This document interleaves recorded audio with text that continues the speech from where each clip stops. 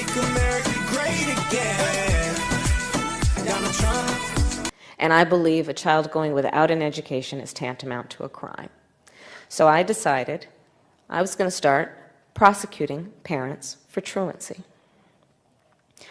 Well, this was a little controversial in San Francisco.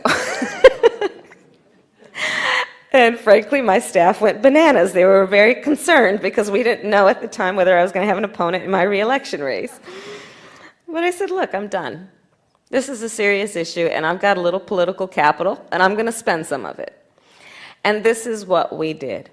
We recognized that in that initiative, as a prosecutor and law enforcement, I have a huge stick. How do you propose to pay for your version of Medicare for All? When people question that there is no formula for this, that you are going to find money in magical ways, is not realistic thinking. How do you respond to that? The status quo is not enough. That is impossible to achieve without a middle-class tax hike. I'm not prepared to engage in a middle-class tax hike. But in many studies, study after study shows it would cost approximately $30 trillion over a decade to pay for this. Yeah. And all of this done without a middle-class tax hike. Without a middle-class tax hike, yes. 30 trillion over 10 years. There are ways to pay for it, also understanding the investment that we are going to be making in a way that is going to reap great benefits in terms of other costs. The investment where? In American health. I think we should.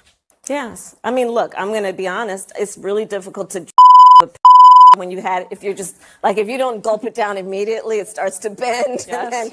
And then, you know, the little thing catches it, and then, you know, so we got to kind of perfect that one a little bit more. So you but rely on.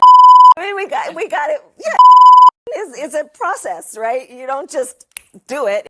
It's a process. You can be in favor of the Second Amendment and also understand that there is no reason in a civil society that we have assault weapons around communities that can kill babies and police officers. You can be in favor of the Second Amendment and also understand that there is no reason in a civil society that we have assault weapons around communities that can kill babies and police officers. She put over 1,500 people in jail for marijuana violations and then laughed about it when she was asked if she ever smoked marijuana. She blocked evidence. She blocked evidence that would have freed an innocent man from death row until the courts forced her to do so. She kept people in prison beyond their sentences to use them as cheap labor for the state of California.